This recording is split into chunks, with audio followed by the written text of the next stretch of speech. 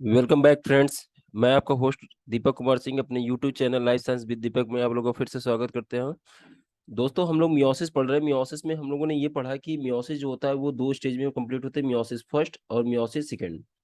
Meiosis first meiosis second में हम लोगों ने ये देखा कि इन दोनों के बीच में जो होता है एक फेज होता है जिसको हम लोग कहते हैं इंटरफेज। इंटरकाइनेसिस कहते हैं, आईसी जिसे कह रहे हैं हम लोग। क्या कहते हैं? इंटरकाइनेसिस। इंटरकाइनेसिस। मियोसिस फर्स्ट में हम लोग देखा कि ये ज्यादा कॉम्प्रिहेंसिव है as compare to meiosis second. Meiosis second को हम लोग क्या कर रहे थे, माइटोसिस की ही तरह था। इसको हम लोग इक्वेशनल कर रहे थे। क्या करते? Equational division.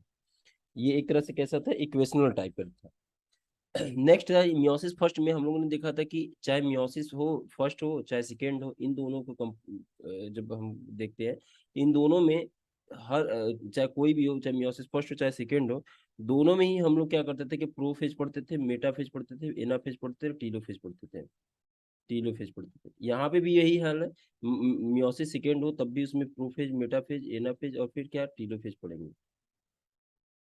इस वाले मियोसिस फर्स्ट वाले को प्रोफेज फर्स्ट, मियोसिस फर्स्ट के मेटाफेज को फर्स्ट, एनाफेज को फर्स्ट, टीलोफेज को फर्स्ट, इसको सेकंड, इसको सेकंड, इसको सेकंड, इसको सेकंड कहेंगे। इन दोनों के बीच में एक फेज आता है जिसको कहते हैं इंटरकाइनेसिस। इंटरकाइनेसिस जो होता है जिसमें डीएनए का रिप्लिकेशन तो नहीं होता है, लेकिन क्या होता है, इन दोनों के बीच का एक गैप कर सकते हैं, उसको इंटरकाइनेसिस कहते हैं। लास्ट वीडियोज में हम लोगों ने मियोसिस फर्स्ट का जो सबसे कॉम्प्रिहेंसिव और सबसे लॉन्गेस्ट फेज था, जो प्रोफेज फर्स्ट, उसको हम लोगों ने डिस्कस कर रखा है। प्रोफेज फर्स्ट में हम लोगों ने देखा कि जो होता है कि प्रोफेज का चाहे कोई भी हो, चाहे प्रोफेज की, चाहे माइटोसिस का हो चाहे मियोसिस का, प्रोफेज हो, मेटाफेज, एनाफेज और टीलोफेज, इन सब में एक बात होती है कि जब भी कभी ये जो होता है प्रोफेज की इंड जब होती है तो न्यूक्लियर मेम्ब्रेन का डिसऑर्गेनाइजेशन हो जाता है। दूसरी बात क्या होती है कि जो सेंट्रोसोम होता है, जो सेंट्रोसोम होता है वो अपोजिट पोल की तरफ मूव करने लगते हैं। न्यूक्लियर मेम्ब्रेन, जो न्यूक्लियर मेम्ब्रेन होता है वो डिसइंटीग्रेट होने लगती है। न्यूक्लियर मेम्ब्रेन क्या होने लगती है? डिसइंटीग्रेट होने लगती है।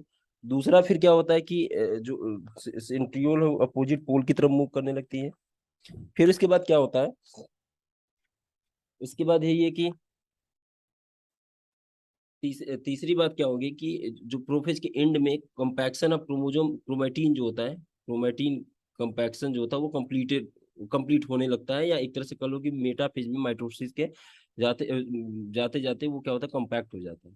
यहाँ पे हम लोगों ने ये देखा कि प्रोफेज में बहुत से, सॉरी, मियोसिस फर्स्ट के प्रोफेज फर्स्ट में हमने ये देखा कि ये सब फेजेज है जो कि मेजर मेजर इवेंट्स जो है मियोसिस के इसमें होते हैं, जिसको हम कहते हैं लेप्टोटीन। तो कंडेंसेशन स्टार्ट कहाँ से होगा? लेप्टो से। खत्म कहाँ होगा? डाइकाइनेसिस में खत्म हो जाएगा। दूसरी बात होती है कि हम लोग इसमें देखे थे कि मियोसिस फर्स्ट में, या फिर कह सकते हैं मियोसिस की जो डिवीजन है उसमें पेयरिंग ऑफ होमोलॉगस क्रोमोसोम होता है और क्रॉसिंग ओवर होता है किसमें? पैकेटिन में। और जो होता है क्रॉसिंग ओवर जहां पे होता है उस पॉइंट को, जिस पॉइंट पे होता है एक नोड्यूल जैसा स्ट्रक्चर बनता है जिसको हमको रिकम्बिनेशन नोड्यूल कहते हैं। फिर वो नोड्यूल जो होता है कि जब सेपरेट होने लगता है तो वो एक एक्स क्रॉस से स्ट्रक्चर बनता है, क्रॉस ओवर बनता है जिसको हम कैजमा कहते हैं। कैजमा का फिर टर्मिनाइजेशन इसमें हो जाता है। इसके साथ साथ ये सब सारी चीजें होती रहती है। न्यूक्लियर मेम्ब्रेन का डिसइंटीग्रेशन, जो होता है कंपैक्शन ऑफ क्रोमेटिन जो होता है वो होता रहता है। यहाँ पे कंप्लीटली कंडेंस हो जाए। स्टार्ट कहाँ से हुआ? यहाँ से क्रोमेटिन कंडेंस हो गया, यहाँ पे आ गया। होमोलॉगस पेयर कैसे है ये सब हम लोग प्रीवियस वीडियो में अच्छे से डिस्कस कर लिया है। अगर आप वो वीडियो नहीं देखें तो पहले उसको देखें, फिर यहाँ पे तब आपको ये आसानी से और समझ में आएगा। तो ये हम लोगों ने पढ़ रखा था कल। आज हम लोग पढ़ते हैं मेटाफेज में। हम जानते हैं कि जो जो जो जब भी कभी पेयरिंग होती है तो यहाँ पे पेयरिंग होमोलॉगस क्रोमोसोम का हुआ था। देखो ये शेप साइज स्ट्रक्चर में लगभग बराबर है ये सब, इसलिए पेयरिंग इस तरह से हुई है। मेटाफेज की फीचर है कि जो क्रोमोसोम होगा वो कहाँ आएगा? बीच में आएगा, इक्वेटर पे आएगा, मेटाफेजिक प्लेट पे आएगा। यहाँ पे भी वही आया। तो ये मेटाफेजिक प्लेट है, मान लो ये मेटाफेजिक प्लेट है, तो ये मेटाफेजिक प्लेट जो है दो है। मेटाफेजिक प्लेट जो है कितने हैं? दो है। मेटाफिजिक प्लेट कितने हैं? दो है। मेटाफिजिक प्लेट दो है। यहाँ पे भी एक मेटाफिजिक प्लेट ये है, एक मेटाफिजिक प्लेट ये है। इससे एक क्रोमोजोम से, ये एक क्रोमोजोम है, दूसरा क्रोमोजोम ये है, ये दोनों होमोलॉगस क्रोमोजोम इक्वेटर पे आ गए, ये दोनों होमोलॉगस क्रोमोजोम इक्वेटर पे आ गए, ये दोनों होमोलॉगस क्रोमोजोम इक्वेटर पे आ गए। ये तो एक ही क्रोमोजोम है लेकिन इसमें क्रोमेटिड दो है। यहाँ क्रोमेटिड दो, एक दो, क्रोमोजोम एक, क्रोमेटिड दो, क्रोमोजोम एक, क्रोमेटिड दो। क्रोमोजोम 1 क्रोमेटिड 2, ऐसे करके ये सारे अरेंज है। मेटाफेज फर्स्ट की खास बात है कि होमोलॉगस पेयर जो होते हैं इक्वेटर पे आते हैं। अगर यही हम लोग माइटोसिस की यहीं पे बात करें तो माइटोसिस वाले में क्या था कि ये जो था इस तरह का कुछ स्ट्रक्चर था ऐसे, और यहाँ पे स्पिंडल फाइबर जुड़ा था। तो ये देखो यहाँ पे pair pair of homologous chromosome में स्पिंडल फाइबर मेटाफेजिक प्लेट पे है, यहाँ पे सिंगल सिंगल क्रोमोसोम, एक क्रोमोसोम ही केवल क्या आता है स्पिंडल फाइबर जाके यहाँ पे अटैच होता है एक ही क्रोमोसोम से, ऐसे करके अटैच होता है। तो ये किसकी थी? माइटोसिस की। माइटोसिस में ये क्या हुआ था? इस तरह से हुआ था। माइटोसिस में इस तरह से हुआ था। ठीक है। तो माइटोसिस में क्या था कि अब देखो एक स्पिंडल फाइबर एक ही क्रोमोसोम से, यहाँ डिस्क लाइक एक स्ट्रक्चर था जिसको हम लोग डिस्क लाइक स्ट्रक्चर को क्या कहते थे? हम लोग कहते थे उसको काइनेटोकोर, है ना, काइनेटोकोर कहते थे। उसी से स्पिंडल फाइबर ये जुड़ा होता है, दूसरा स्पिंडल फाइबर ये जुड़ा होता है, और एक ही क्रोमोसोम। यहाँ पे होमोलॉगस क्रोमोसोम से एक ही स्पिंडल फाइबर जुड़ा हुआ है। तो टोटल अगर मान लो ऐसे ही ये कितने होमोलॉगस पेयर इक्वेटर पे आए तो कहोगे अगर तीन तीन पेयर क्रोमोसोम, टोटल कितने क्रोमोसोम है? 6 क्रोमोसोम है, 1 2 3 4 5 6। और यहाँ पे कितने क्रोमोसोम है? 2 है। अगर यहाँ पे 6 होगा तो 6 ऐसे अरेंज हो जाएंगे, 6 के 6 ऐसे अरेंज हो जाएंगे, 6 के 6 ऐसे अरेंज हो जाएंगे। यहाँ पे कोई पेयर नहीं बनेगा माइटोसिस के मेटाफेज में। तो यहाँ भी यही इंपॉर्टेंट बात है कि होमोलॉगस पेयर इक्वेटर पे आते हैं, इसलिए डबल मेटाफेजिक प्लेट बनता है। ये एक हो गया, ये हो गया। अब एनाफेज में क्रोमोजोम का सेपरेशन होगा, सेपरेट्स होंगे, तो ये जो होगा अपोजिट पोल की तरफ मूव करेंगे, ये नीचे ये अपोजिट पोल की तरफ मूव करेंगे। टीलोफेज में क्या होता है? जो भी तुम्हारा ये कंडेंस हुआ था क्रोमोजोम मेटाफेज में, और धीमे धीमे डिकंडेंस स्टार्ट हो जाता है और यहाँ पे क्रोमैटिन के फॉर्म में हो जाता है। किस फॉर्म में होता है? क्रोमैटिन के फॉर्म, क्रोमैटिन के फॉर्म में हो जाता है। अब ये क्रोमैटिन आ गया यहाँ पे क्रोमेटिन आ गया तो यहाँ पे क्या होगा? एक सेल तो है, अगर साइटोकाइनेसिस नहीं हुआ तो एक तरह से कह सकते हो दो न्यूक्लियस बन गया। यहाँ न्यूक्लियर रिफॉर्म। टीलोफेज की खास बात क्या थी? टीलोफेज एनोफेज में सेपरेशन होता है क्रोमोजोम का या क्रोमेटिड का, और यहाँ पे टीलोफेज में क्या हो रहा है? टीलोफेज में हो रहा है कि रिफॉर्म हो रहा है। किसका रिफॉर्म हो रहा है? न्यूक्लियर मेम्ब्रेन का। न्यूक्लियर मेम्ब्रेन जो हो रहा है तुम्हारा रिफॉर्म हो रहा है। तो यहाँ रिफॉर्म होगा, और क्रोमेटिन फाइबर ऐसे है।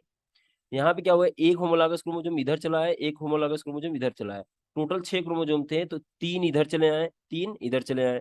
तो 3 इसमें आ गया और 3 इसमें आ गया। पेरेंटल में कितने थे? पेरेंटल में थे तुम्हारे 6 क्रोमोसोम।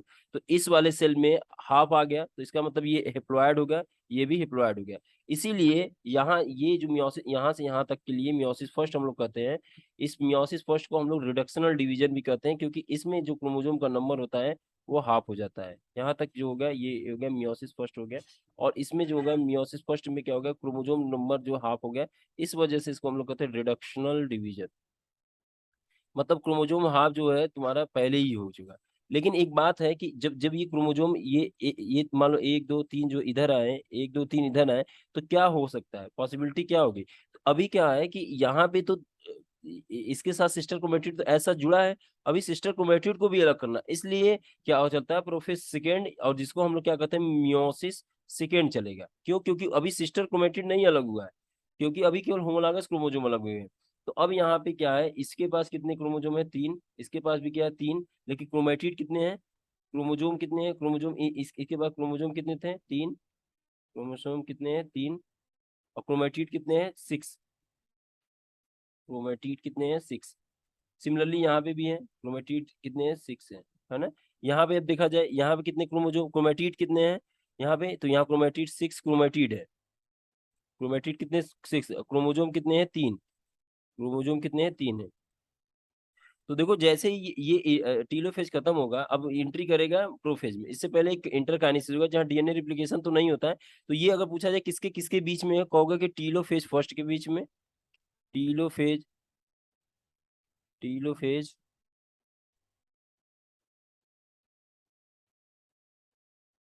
टीलोफेज फर्स्ट एंड, और किसके बीच में? प्रोफेज सेकेंड के बीच में। प्रोफेज सेकेंड के बीच में क्या ये फेज है? ये बिटवीन, फेज बिटवीन किसी है? इंटरकाइनेसिस होता है, फेज होता है किसके किसके बीच का?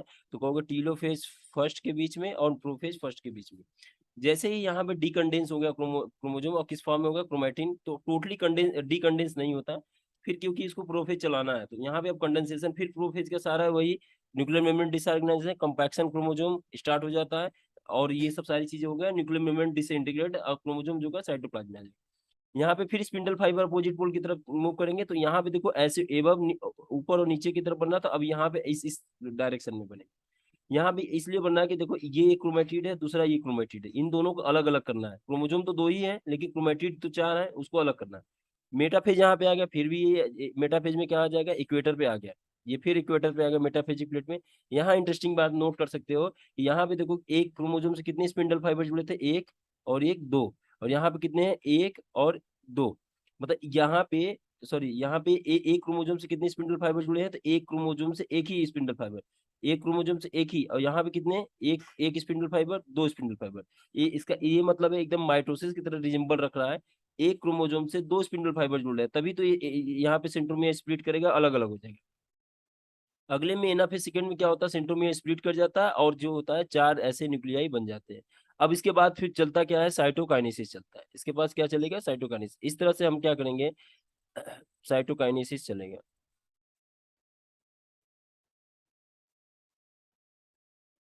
नेसिस, इसके बाद क्या चलेगा, साइटोकाइनेसिस चलेगा। तो ये होप सो ये इतना समझ में आया होगा, एक बेसिक चीज। आगे हम लोग एक एक करके डिटेल में कर लेते हैं कि कैसे कैसे है। तो देखो मेटाफेज फर्स्ट में क्या हुआ था, तो मेटाफेज फर्स्ट में तुम्हारा जो था, मेटाफेज फर्स्ट में जो जो क्रोमोसोम थे वो किस पे आ गए थे, इक्वेटर पे आ गए थे। मेटाफेज फर्स्ट में किस पे आ गए थे, इक्वेटर, इक्वेटर पे आ गए थे। और कौन इक्वेटर पे आ गए, तो ये दोनों जो थे कैसे थे, होमोलागस क्रोमोसोम।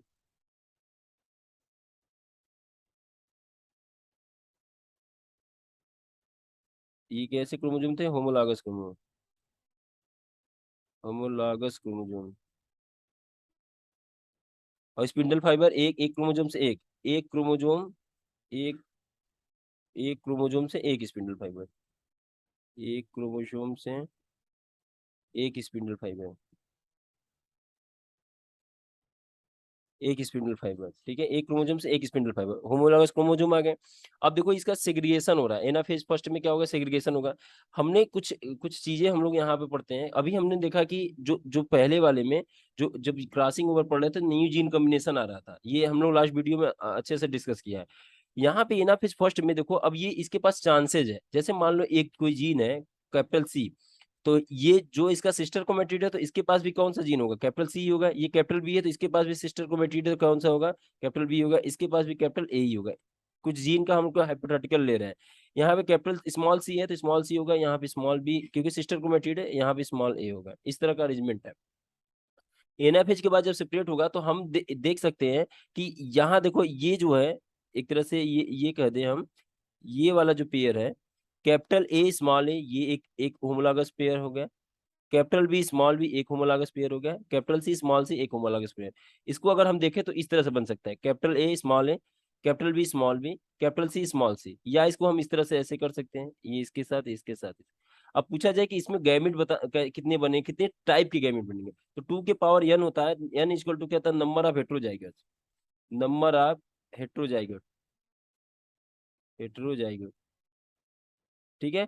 तो 2 के n कितना है इसमें, हेट्रो एक है, दो है, तीन है, तो 2 के पावर 3 हो जाएगा। तो कितने इस क्रोमोसोम के लिए कितने हो जाएंगे, 8 टाइप के गैमेट बनेंगे।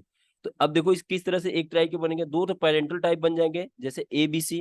अब देखो पॉसिबिलिटी क्या होगी, हो सकता है कि कैपिटल ए इसमें चले, इस वाले सेल में कैपिटल ए चला जाए, और दूसरा क्या आ जाए, स्मॉल बी स्मॉल सी चला जाए, कैपिटल ए चला जाए, स्मॉल बी स्मॉल सी चला जाए, तो एक नया जीन कॉम्बिनेशन बन गया।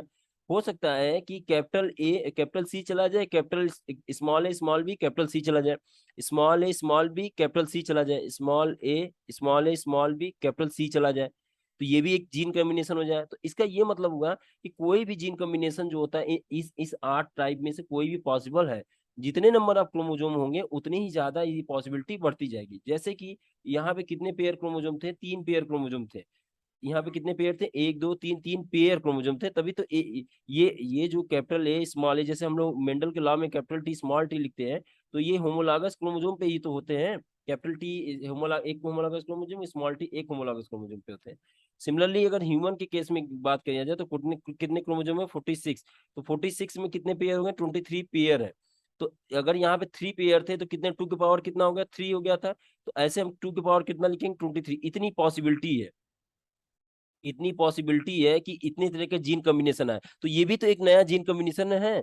तो जैसे हमने ये देखा कि जो भी अब जो ये गैमीट बनेगा, मान लो हेप्लॉइड यहाँ होगा, अब इसका सिस्टर क्रोमेटिड केवल अलग हो जाएगा, तो ये जो लाएगा वेरिएशन लाएगा।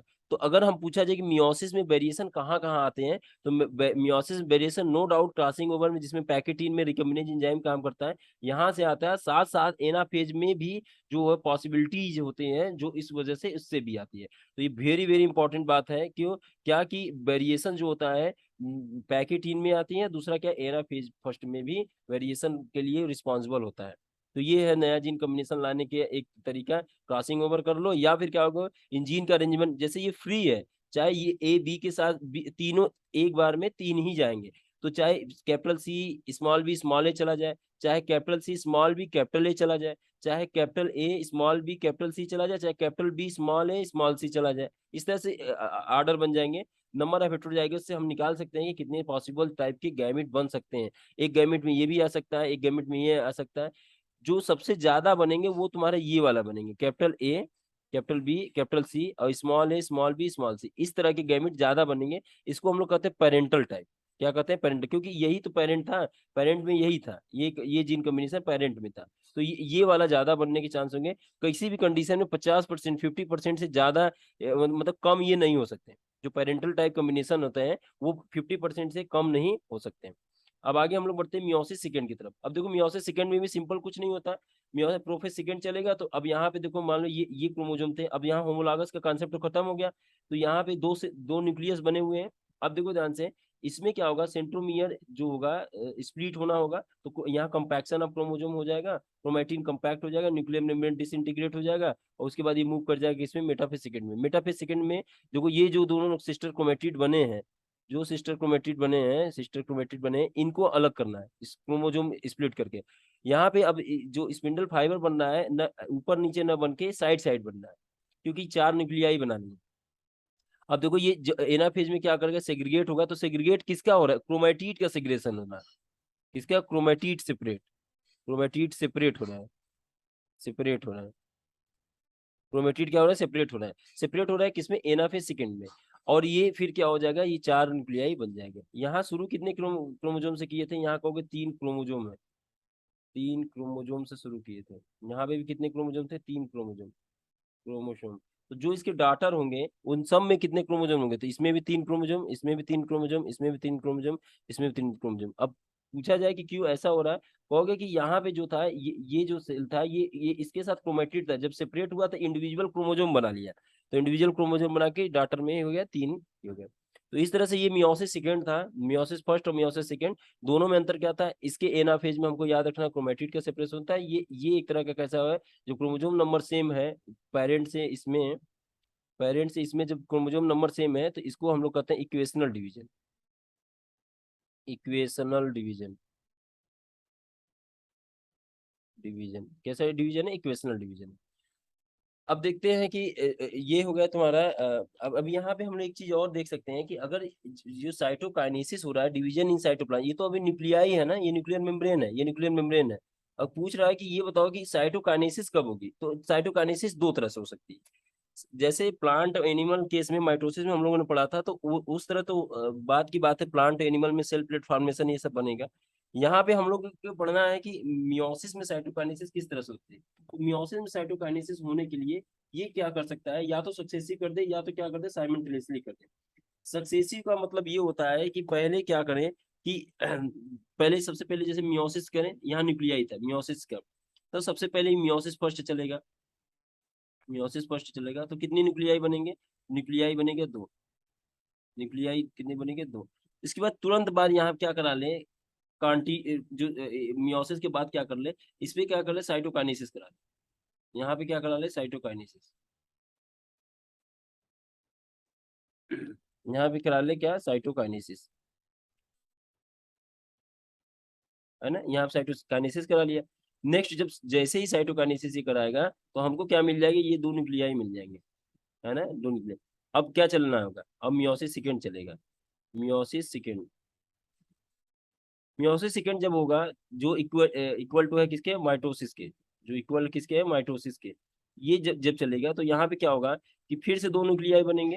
न्यूक्लियाई कितने होंगे, दो बनेंगे, एक एक का दो हो जाएगा, डिवीजन हो गया। अब फिर अगला क्या हो जाएगा, इसके बाद फिर से क्या हो जाएगा, इसमें साइटोकाइनेसिस होगी, फिर से साइटोकाइनेसिस,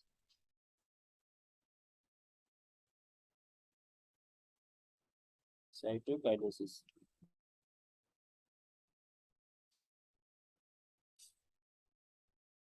फिर ये क्या हो जाएगा, ये तुम्हारा चार न्यूक्लियाई बन गया। तो ये ऐसे को कहते हैं successive type, successive type of cytokinesis. अब साइमल्टेनियस में क्या आ रहा है, पहले कह रहा है कि ये तुम डिवाइड हो जाओ पूरा, ये कह रहा है कि तुम पहले सब सारा डिवाइड कर जाओ। डिवाइड करने के बाद फिर क्या काम करेंगे कि जैसे यहाँ पे न्यूक्लियस था, यहाँ न्यूक्लियस था, या न्यूक्लियाई दो हो गया, दो से फिर क्या हो जाएगा, चार हो जाएगा। यहाँ जो चार हुआ तो यहाँ पे चला तुम्हारा क्या, यहाँ चला तुम्हारा मियोसिस फर्स्ट, यहाँ चला तुम्हारा मियोसिस फर्स्ट, यहाँ चला मियोसिस सेकेंड, मियोसिस सेकेंड, और उसके बाद क्या होगा, चार न्यूक्लियाई बना। अब इसके बाद क्या हो जाएगी, साइटोकाइनेसिस हो जाएगी। इसके बाद क्या चलेगी, साइटोकाइनेसिस, यहाँ चलेगी अब साइटोकाइनेसिस। जब साइटोकाइनेसिस अब होगा तो साइटोकाइनेसिस में कितने न्यूक्लियाई बनेंगे, चार न्यूक्लियाई बन जाएंगे। ये चार न्यूक्लियाई बन गए, एक दो तीन चार, चार सेल बन गए, एक्चुअली क्या करना है, चार सेल बन गए। चारों सेल जो हो गए, जो प्रोडक्ट है वो सब में कॉमन है, प्रोडक्ट जो है चार न्यूक्लियाई है, जैसे इसमें है वैसे इसमें भी प्रोडक्ट जो है कॉमन है। तो ये है तुम्हारा क्या, साइटोकाइनेसिस किस किस तरह से हो सकती है, इसको हम लोगों ने पढ़ लिया। साइमल्टेनियस हो सकती है, या तो फिर क्या होगा, पहले मियोसिस हो, फिर उसके बाद लास्ट में साइटोकाइनेसिस हो। यहाँ पे साइटोकाइनेसिस हो रही है, साइटोकाइनेसिस यहाँ हो रही है, काइनेसिस। ठीक है, अब देखो ध्यान से, ये वाला जो हम लोग पढ़ रहे थे, देखो यहाँ यहाँ साइटोकाइनेसिस नहीं होता, ये किस टाइप का हम लोग पढ़ रहे थे, साइमल्टेनियस वाला। क्या पढ़ रहे थे, साइमल्टेनियस वाला। साइमल्टेनियस वाला क्या पढ़ रहे थे, ये वाला था, ये साइमल्टेनियस, क्योंकि यहाँ साइटोकाइनेसिस नहीं हुआ था। अब आ जाते हैं टाइप्स ऑफ मियोसिस। मियोसिस जो होता है तीन तरह से हो सकता है, एक तो हो सकता है जाइगोटिक या स्पोरिक, तीसरा क्या होगा, गैमेटिक। देखो, जो जो जाइगोटिक मियोसिस होती है, तो सिंपल सी बात है, अगर जैसे कोई मान लो ये कोई प्लांट है ना, ये कोई प्लांट है, ये मेल गैमेटोफाइट है, और ये जो दूसरा प्लांट है ये फीमेल गैमेटोफाइट है, फीमेल गैमेटोफाइट है।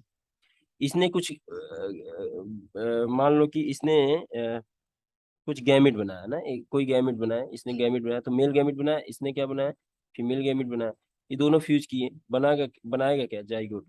जाइगोट जैसे ही बना, तुरंत अगर इसमें मियोसिस हो जाए, आरडी हो जाए, रिडक्शन डिवीजन हो जाए, या मियोसिस हो जाए, मियोसिस हो जाए, तो तुरंत क्या होगा, इस ऐसे मियोसिस को कहेंगे जाइगोटिक मियोसिस। तो जैसे ही मियोसिस हो जाएगा तो हेप्लॉइड चार न्यूक्लियाई बन जाएंगे, और ये हेप्लॉइड जो न्यूक्लियाई बनेंगे, ये तुरंत जो होंगे कहलाएंगे क्या, स्पोर कहलाएंगे। हेप्लॉइड न्यूक्लियाई जो होंगे क्या कहलाएंगे, स्पोर कहलाएंगे। और ये जाके फिर से गैमेटोफाइट, या तो मेल या तो फीमेल गैमेटोफाइट बना लेगा। ठीक है ना, तो इस ऐसे को क्या कहते हैं, जाइगोटिक मियोसिस। ये जनरली एल्गी में पाया जाता है, क्लोरोफाइसी के मेंबर में बहुत ज्यादा पाया जाता है, रिपोर्टेड है।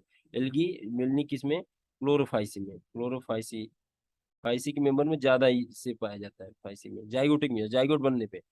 कुछ केसेस में क्या आ रहा है कि ये जाइगोट तो बन गया, आगे ये बढ़ता जा रहा है, जाइगोट फिर एक स्ट्रक्चर बना रहा है जिसको हम लोग कहते हैं कि जाइगोट तुरंत नए डिवीजन में जा रहा है, पहले कुछ स्ट्रक्चर बना रहा है जिसको हम लोग कहते हैं स्पोरोफाइट। जाइगोट कुछ स्ट्रक्चर बना रहा है जिसको कह रहे हैं क्या, स्पोरोफाइट।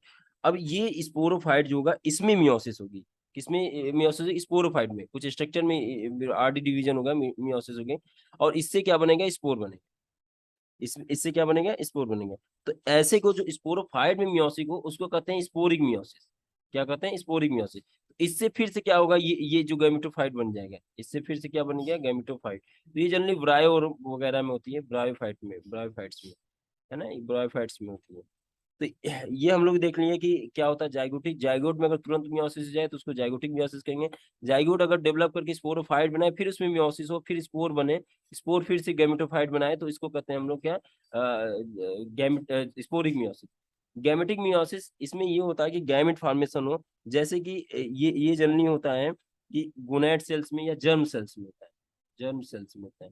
जर्म सेल्स में जैसे कि मान लो तुम्हारा जर्म सेल्स में जैसे कि टेस्टिस हो गई, ओवरी हो गई, जो जो ओवम बनाती है और स्पर्म बनाते हैं, उस उन सब सेल्स में ये चलता है, ईटीसी ये सब टेस्टिस या ओवरी में, हाँ ओवरी में या टेस्टिस, इन दोनों में जो होती है जर्म सेल्स में, ये जो होता है जर्म सेल्स में, ये हो गया गैमेटिक मियोसिस, जिससे डायरेक्ट क्या बनता है, गैमिट बनते हैं, तो उसको हम क्या कहते हैं, गैमेटिक मियोसिस। जैसे oocytes मदर सेल्स है या oocytes है, उसमें क्या होगा, मियोसिस होगा, फिर उसके बाद क्या एक फीमेल गैमेट बनेगा।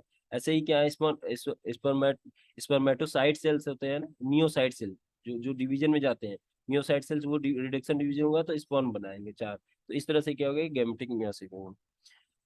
इस तरह से हम लोगों ने दोस्तों क्या किया कि सेल साइकिल, सेल डिवीजन को अच्छे से समझ लिया, और जो पूरा डिटेल कर लिया। हम लोग शुरू में क्या क्या पढ़ा, इंटरफेस पढ़ा, फिर सेल साइकिल क्या होती है उसको पढ़ा, सेल डिवीजन पढ़ा, माइटोसिस क्या हो, मियोसिस क्या हो, उनके डिफरेंसेस पढ़े। अब हम लोग क्या करेंगे कि नेक्स्ट जब भी होगा तो इस पे कुछ क्या करेंगे, कुछ क्वेश्चंस लेके आएंगे एमसीक्यू, जो प्रीवियस ईयर में पूछे गए हैं, टीजीटी पीजीटी असिस्टेंट प्रोफेसर, इन सब में जो है मोस्ट कॉम्पिटिटिव जो एग्जाम में पूछे जाते हैं बार बार, उन सब के क्वेश्चंस लाएंगे। कुछ एक सीरीज होगा, कुछ कह सकते हैं सेट होगा 25-30 क्वेश्चन का, उसको हम लोग सॉल्व करेंगे, तो ये कॉन्सेप्ट जो होगा आसानी से और समझ में आ जाएगा। तो होप सो आपको ये सारे वीडियो अच्छे लग रहे होंगे। अगर आपको अच्छे लग रहे होंगे तो चैनल पे अगर आप नए हैं तो उसको सब्सक्राइब करें और बेल आइकन को दबाएं, ताकि आपके पास ऐसे अच्छे वीडियोस और पहुंचते रहें। तब तक मिलते हैं फिर नेक्स्ट किसी टॉपिक के साथ। Thank you.